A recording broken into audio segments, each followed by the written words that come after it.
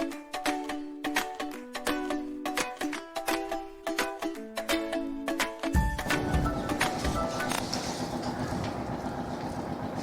बच्चा पार्टी, कैसे हैं आप लोग? बढ़िया। हम कक्षा 11 में चल रहे हैं सेट की तरफ। कक्षा 11 मैथ का हमने शुरू की है और उसकी पहली प्रश्नावली का 1.1 पिछले लेक्चर में समाप्त हुई थी। आज हम लेके आए हैं एक्सरसाइज 2.2। एक्सरसाइज 2.2 की तरफ बढ़ने से पहले हमें देखना होगा समुच्चय के प्रकार। ये समुच्चय के प्रकार क्या हैं यहाँ पे हमें वो देखना होगा, और इसमें खास चीज़ नहीं पढ़नी है हमको, सिर्फ हमको देखना है पहले रिक्त समुच्चय क्या होता है।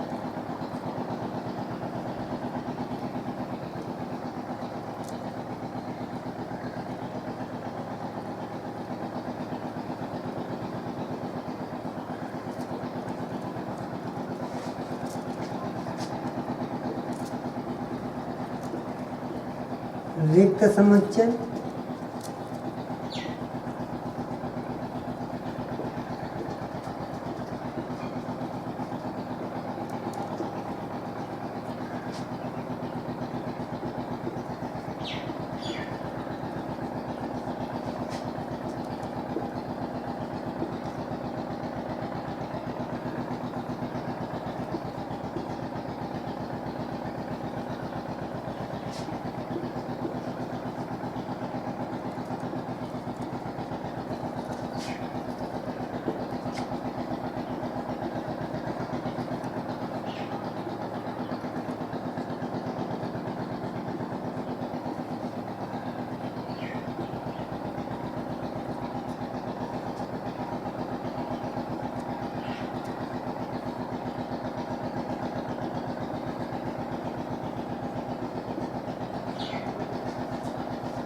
तो समुच्चय के प्रकार मुख्य रूप से आपको जो पढ़ना है समुच्चय के ये 5 प्रकार।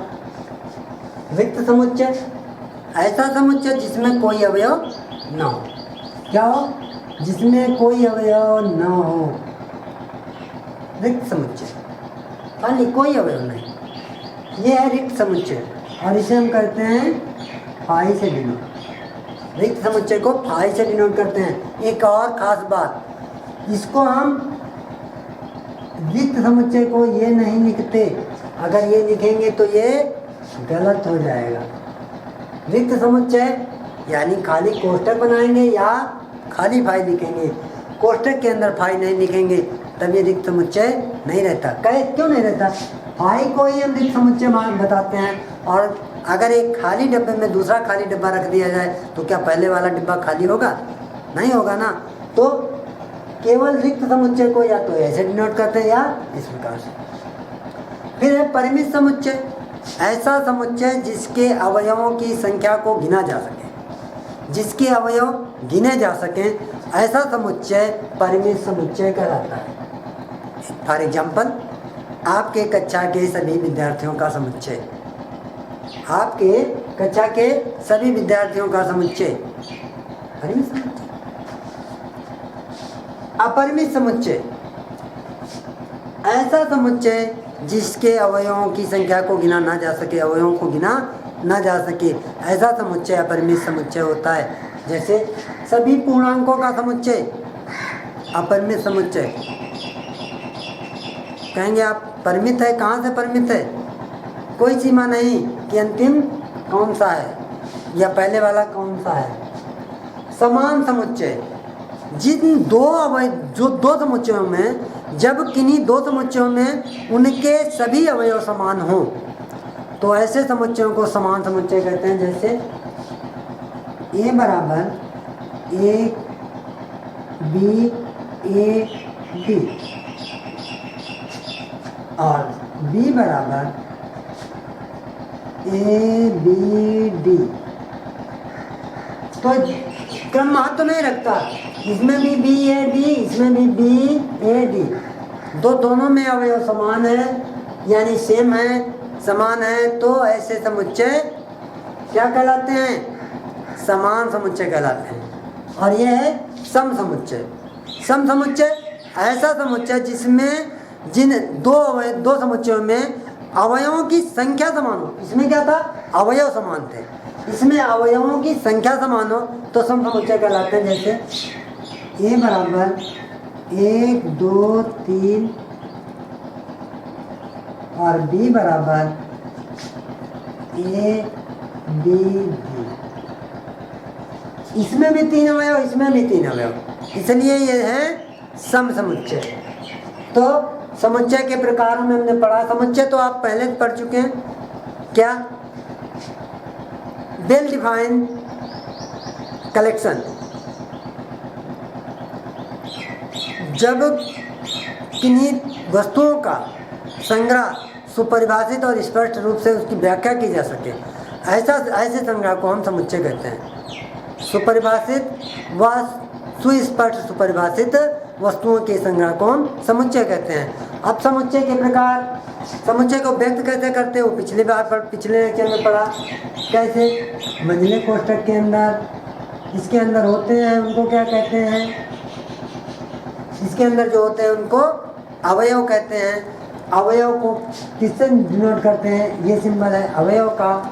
अगर हम कहें ए बराबर ए बी तो इसको लिखेंगे ए कामा बी बिलोंग टू ए, यानी ए बी ए के अवयव हैं। ठीक है, तो ये सर ये चीज़ पढ़ चुके हैं आप पिछले लेक्चर में। आज समुच्चय के प्रकार पढ़ने हैं, रिक्त समुच्चय, परिमित समुच्चय, परिमित समुच्चय, समान समुच्चय और सम समुच्चय। ये आपको पता चला आज कि रिक्त समुच्चय किसे कहते हैं, जिसके अंदर कोई अवयव न हो, यानी अवयव से खाली हो, ऐसे समुच्चय को रिक्त समुच्चय कहते हैं। परिमित समुच्चय किसे कहते हैं, जिसके अवयवों की संख्या को गिना जा सके, उस समुच्चय को परिमित समुच्चय कहते हैं। अपरिमित समुच्चय किसे कहते हैं, जिसके अवयवों की संख्या को ना गिना जा सके, ऐसे समुच्चय को अपरिमित समुच्चय कहते हैं। समान समुच्चय जिसके सभी अवयव, जिन दो अवयव समुच्चयों के सभी अवयव समान हों, ऐसे समुच्चयों को समान समुच्चय कहते हैं। सम समुच्चय जिन दो समुच्चयों को के या जिन किन्हीं भी समुच्चयों के सभी अवयवों की संख्या समान हो, ऐसे समुच्चय को सम समुच्चय कहते हैं। तो अब हम देखते हैं, बढ़ते हैं प्रश्नावली 1.2 की तरफ।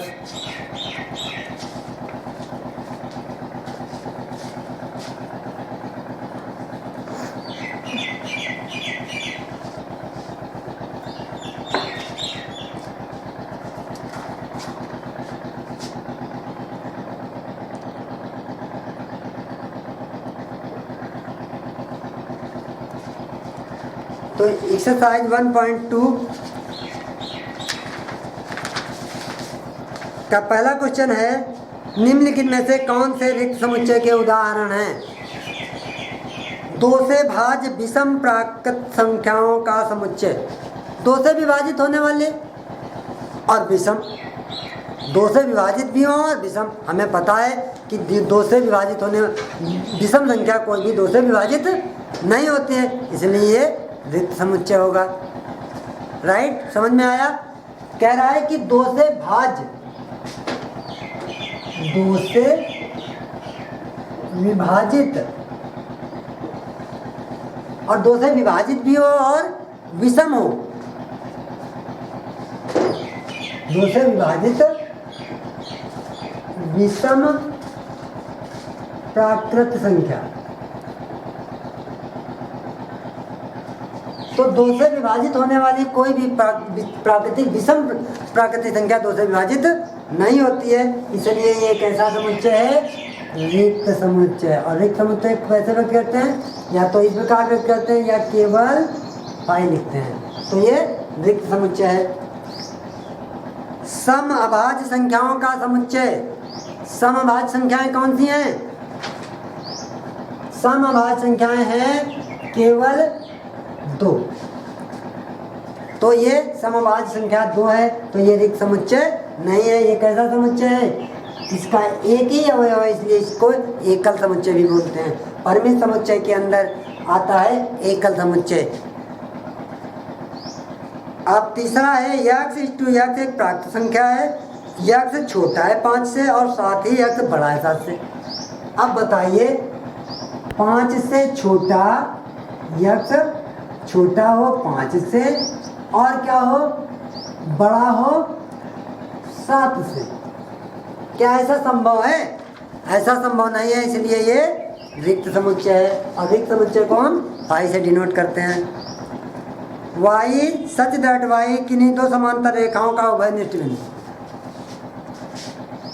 अरे भैया ये बताइए, ये समांतर रेखाएं हैं, ये कहीं प्रतिच्छेद ही नहीं करेंगी तो इनका उभयनिष्ठ बिंदु कैसे पता चलेगा आपको? कहाँ होगा? इसलिए ये भी कैसा है?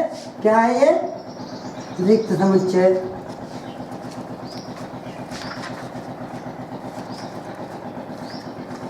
दूसरा सवाल है, निम्नलिखित समुच्चयों में से कौन परिमित और कौन अपरिमित? कौन परिमित? परिमित समुच्चय किन्हें कहते हैं? क्या होते हैं परिमित समुच्चय? जिनके वो समुच्चय जिनके अवयवों को गिना जा सके, ऐसे समुच्चय कहलाते हैं परिमित समुच्चय। और पहला क्वेश्चन आपका कह रहा है वर्ष के महीनों का समुच्चय। क्या वर्ष के महीनों को आप गिन सकते हैं कि नहीं? गिन सकते हैं, इसलिए परिमित समुच्चय। 1 2 3 दिया डॉट डॉट डॉट, यानी सभी नेचुरल नंबर क्या गिने जा सकते हैं? नहीं गिने जा सकते, क्योंकि नेचुरल नंबर का इंड नहीं पता हमको, इसलिए ये अपरिमित समुच्चय।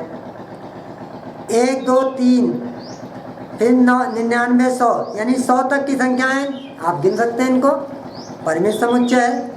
100 से बड़े धन पूर्णांकों का समुच्चय। 100 से बड़े धन पूर्णांक गिने नहीं जा सकते। क्या आप गिन सकते हैं 100 से बड़े? नहीं गिन सकते, इसलिए ये अपरिमित समुच्चय है। 99 से छोटे अभाज्य पूर्णांकों का समुच्चय, इनको गिना जा सकता है। 99 से छोटे अभाज्य पूर्णांक आप गिन सकते हैं, इसलिए ये परिमित समुच्चय है। निम्नलिखित समुच्चयों में से प्रत्येक के लिए बताइए कौन परिमित और कौन अपरिमित। x अक्ष के समांतर रेखाओं का समुच्चय अपरिमित समुच्चय। x अक्ष के समांतर कितनी भी रेखाएं खींच दीजिए आप, उनकी संख्या गिनना कैसे गिनेंगे? चाहे जितनी भी खींची जा सकती हैं, ये सब रेखाएं x अक्ष के समांतर हैं और इसलिए इनको गिना नहीं जा सकता। ये अपरिमित समुच्चय। अंग्रेजी वर्णमाला के अक्षरों का समुच्चय आपको पता है 26 होते हैं, इसलिए ये परिमित समुच्चय है। उन संख्याओं का समुच्चय जो 5 के गुणज हैं, 5 के गुणज संख्याएं अपरिमित हैं, इसलिए इनको नहीं गिना जा सकता, तो ये अपरिमित समुच्चय। पृथ्वी पर रहने वाले जानवरों का समुच्चय अपरिमित। मूल बिंदु से होकर जाने वाले वृत्तों का समुच्चय।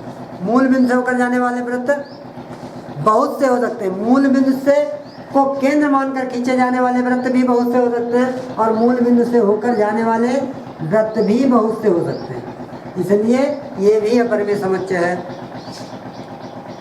निम्नलिखित में अगला क्वेश्चन नंबर 4। निम्नलिखित में बताइए a बराबर b है अथवा नहीं। और a बराबर b के लिए आपको क्या करना है? जब दो समुच्चयों के अवयव समान होंगे, सभी अवयव बराबर होंगे, तो a बराबर b होगा। पहला है a b c d। a बराबर, पहले में a बराबर है a b c d और b बराबर है b c d c b a। क्या इसके अवयव समान है? इसके अवयव समान हैं। सभी अवयव a b c d d, इसके सभी अवयव समान हैं, इसलिए ये समान समुच्चय है। a बराबर 4 8 12 16 और b बराबर 8 4 16 18। इसमें 16 है, इसमें 12, इसमें 18 है, इसमें 12 है। दोनों के अवयव समान नहीं है, इसलिए ये समान समुच्चय नहीं है। तीसरा a बराबर 2 4 6 8 10 और b बराबर है x सम धन पूर्णांक है और x 10 तक है। ये दिया हुआ है दूसरा नहीं, तीसरा वाला। ए बराबर 2 4 6 8 10 और बी दिया हुआ है, बी बराबर है एक्स सच दैट एक्स समधन पूर्णांक है।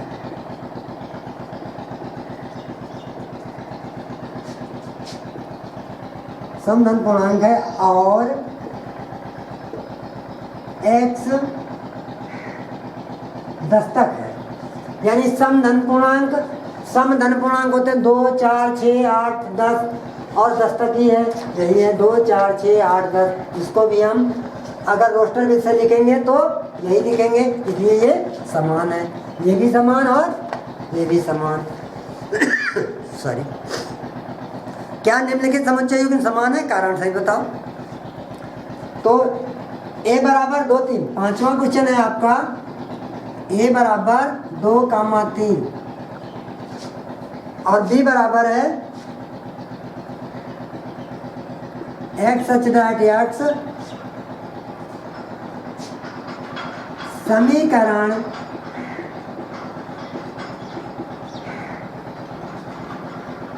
x square plus 5x plus 6 बराबर 0। इसका जब हल करेंगे तो x का मान आएगा -2 और -3, इसलिए ये धनात्मक है, ये ऋणात्मक है, इसलिए ये समान नहीं होंगे।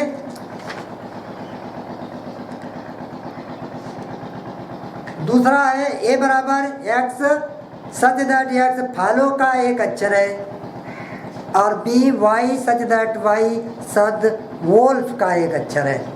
दोनों के अवयव समान हैं, आप देख लीजिए। फलों को जब करेंगे a बराबर, फलों को जब करेंगे तो क्या होगा F O L W और b बराबर दिया हुआ है क्या है ओल्फ, यानी